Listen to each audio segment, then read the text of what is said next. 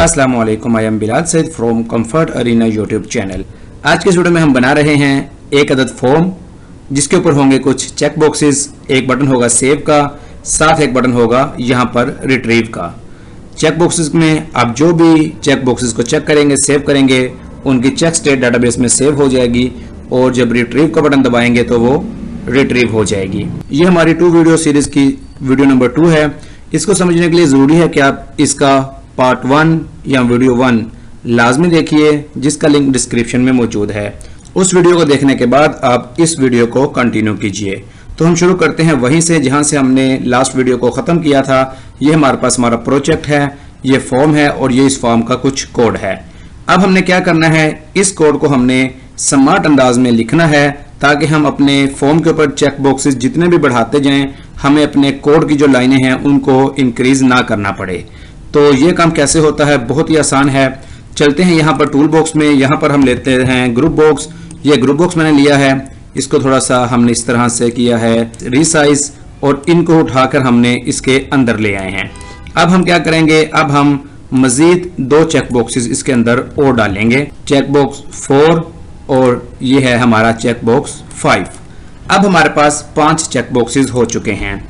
Database जो है वो हमारा यहीं से चलते हैं, राइट क्लिक करते हैं, ओपन, और यहाँ पर हमारा डेटाबेस है। यहाँ पर हमारे पास ये डेटाबेस है, लेकिन अब हम इसको और इसको यूज नहीं करेंगे, सिर्फ हम अपनी T1 जो हमारे पास है इसी को हम यूज करेंगे। तो अब हम क्या करेंगे, हम इसके ऊपर डबल क्लिक करेंगे, इसको हम इतना हिस्सा जो है रिमूव कर रहे हैं, इसको हम कर लेते हैं मिनिमाइज। अब हमने क्या करना है, ये हमारा सेव वाला बटन है, कमेंट कर देते हैं सेव बटन। यहाँ पर हमारे पास 3 स्टेप्स होंगे। स्टेप नंबर 1 का कोड मैं यहाँ पर पेस्ट कर रहा हूँ, ये है हमारा स्टेप नंबर 1। इसको भी हम फिलहाल रिमूव कर देते हैं। स्टेप नंबर 1 में क्या होगा, यहाँ पर आपको मैं बताता हूँ। ये हमने एक वेरिएबल डिक्लेयर किया है, total check boxes as integer, इसको इनिशियलाइज किया है 0 के साथ। उसके बाद एक और वेरिएबल है dim c एज कंट्रोल है, और उसके बाद हमने ये एक फॉर ईच लूप लगाया है। इस लूप में क्या हो रहा है, for each c in me.groupbox1.controls, यानी कि हर एक कंट्रोल जो के ग्रुप बॉक्स 1 के अंदर है। और उसके आगे एक और इफ लगाया है, if type of c is check box, इस वाले वेरिएबल को +1 कर देना है। मकसद क्या है, मकसद ये है कि हमारे ग्रुप बॉक्स 1 के अंदर टोटल चेक बॉक्स की तादाद इस वाले वेरिएबल के अंदर आकर स्टोर हो जाएगी। ये है हमारा स्टेप नंबर 1। तो अगर हम इसको यहां पर चेक करें, मैसेज बॉक्स शो करवाते हैं आपकी मजीद आसानी के लिए, समझने के लिए। यहां पर हम इसको करते हैं स्टार्ट, और अब हम इसको करते हैं, ये बटन दबाते हैं सेव का। तो आप देख रहे हैं इसने हमें 5 का फिगर यहां पर दिया है, यानी कि टोटल चेक बॉक्सेस की तादाद ग्रुप बॉक्स 1 के अंदर 5 है। अगर हम यहां पर एक चेक बॉक्स की कमी करते हैं, इसको हमने सेलेक्ट किया, डिलीट कर दिया, दोबारा से हमने इसको स्टार्ट किया, तो अब मैं ये बटन दबा रहा हूं तो ये हमें टोटल 4 का फिगर दे रहा है, यानी कि इस वक्त ग्रुप बॉक्स 1 के अंदर चेक बॉक्सेस की तादाद 4 है। यह है हमारा स्टेप 1 जो कि यहां पर कंप्लीट हुआ है। चेक बॉक्स को दोबारा से लगा देते हैं ताकि हमारे 5 चेक बॉक्सेस पूरे हो जाएं। इस पर डबल क्लिक करते हैं, यहां पर आ जाते हैं। इसके बाद है हमारा स्टेप 2, यहां पर कोड पेस्ट कर रहा हूं आपके लिए। यह है हमारा स्टेप 2। इसमें क्या होगा, इसमें हमने एक वेरिएबल डिक्लेयर किया है a एज स्ट्रिंग, एक और वेरिएबल डिक्लेयर किया है अरे एज स्ट्रिंग जो कि है इनिशियलाइज एम्प्टी। इसके बाद हमने एक फॉर लूप लगाया है। फॉर लूप में क्या है, for i is equal to 1 to total check boxes, यानी कि यहां से जो चीज हमारे पास आ चुकी है, 5 आ चुका है इस वक्त, तो यहां पर है for i is equal to 1 to 5, 1 से लेकर 5 मरतबा ये लूप हमारा चलेगा। होगा क्या इस लूप के अंदर, ये जो हमारा a है, स्ट्रिंग है, इस a के अंदर ईच जो हमारा चेक बॉक्स है उसकी चेक स्टेट इसके अंदर सेव होगी। सबसे पहले C टाइप इसलिए होता है ताकि कन्वर्ट कर दिया जाए टाइप को। चेक बॉक्स 1 यहां पर हमारे पास है, ये एक स्ट्रिंग है, i है, हमारे पास एक इंटीजर है, ये चेक बॉक्स 1 है। चेक बॉक्स 1 को हमने स्ट्रिंग से कन्वर्ट करना है एक कंट्रोल के अंदर। चेक बॉक्स 1 ये वाला काम करने के बाद जब हम इतना काम कर लेंगे, डॉट लगाएंगे, तो चेक बॉक्स की जो प्रॉपर्टीज हैं वो यहाँ पर शो होना शुरू हो जाएंगे। मैं आपको यहाँ पर दिखाता हूँ, तो ये देखिए, ये चेक बॉक्स की जो प्रॉपर्टीज है वो यहाँ पर शो हो रही हैं। यहाँ पर हम चेक स्टेट यहाँ पर सिलेक्ट कर लेते हैं। ये हमने आगे कमेंट आउट किया है, स्ट्रिंग से कंट्रोल बनाने के लिए हमारी कोड की ये वाली लाइन यूज हो रही है। उसके बाद ये जो हमारा दूसरा वेरिएबल है अरे वाला, इसके अंदर क्या होगा, अरे यानी कि इस वक्त खाली है। उसके बाद एंड कॉन्कैटिनेशन के लिए, जोड़ने के लिए ए जो कि यहां पर आ चुका है 0 या 1 की शक्ल में, और उसके बाद एक अदद वर्टिकल बार हम यहां पर इसको दे देंगे। इस तरह से हम अपनी इस अरे को कंप्लीट करेंगे। तो आइए इसको हम करते हैं कंट्रोल C और यहां पर करते हैं V, और इस बार हम लेते हैं अरे, ताकि पता चल सके कि हमारी अरे किस तरह से बनेगी। तो देखिए इसको हम स्टार्ट करते हैं। ये हमारे पास 5 चेक बॉक्सेस हैं। इसको मैंने किया प्रेस, पहले आया नंबर ऑफ चेक बॉक्सेस 5, उसके बाद आई ये स्ट्रिंग, ये आप देख रहे हैं इस वक्त 0, फिर एक वर्टिकल बार 0 0 0 0। मतलब क्या है कि 5 चेक बॉक्सेस इस वक्त अनचेक हैं।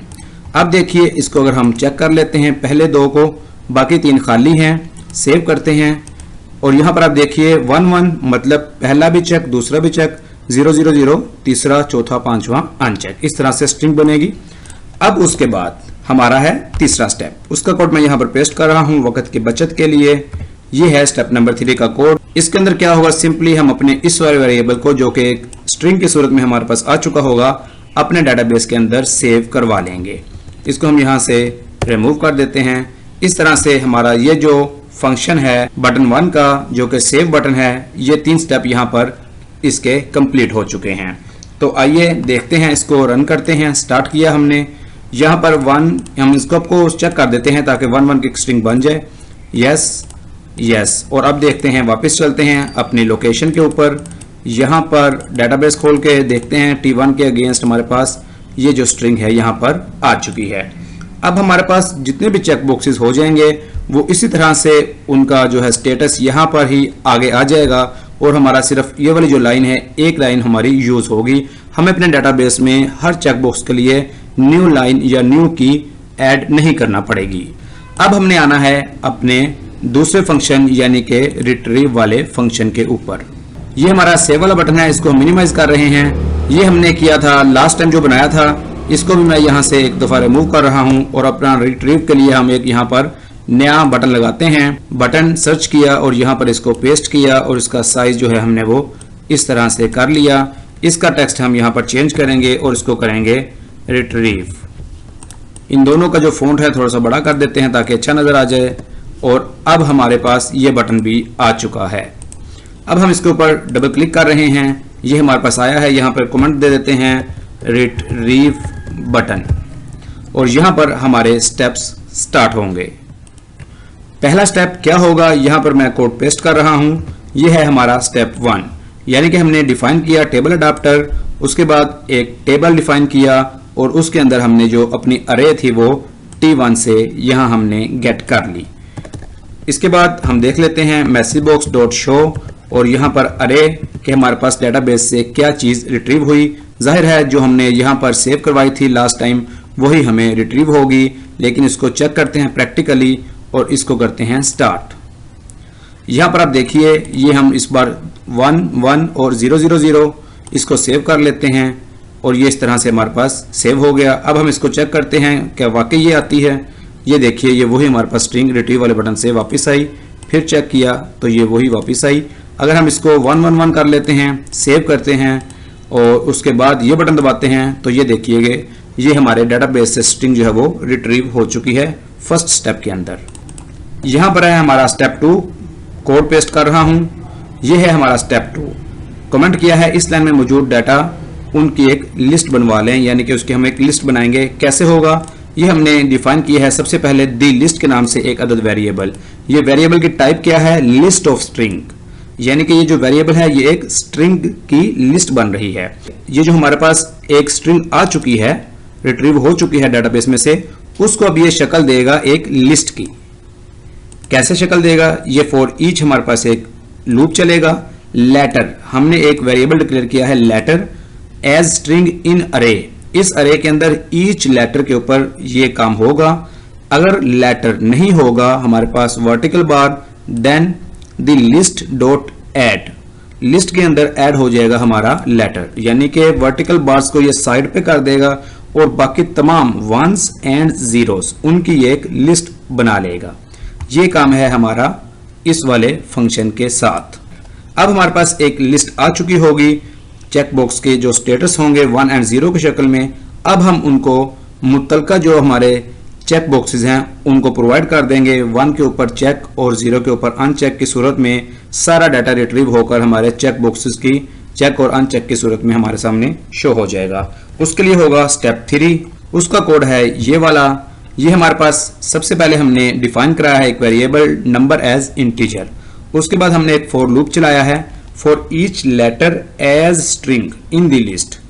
इस वाली दी लिस्ट के अंदर जो हमारा ईच मेंबर है, हर मेंबर, उसको हमने देना है अपने मुतलका चेक बॉक्स को।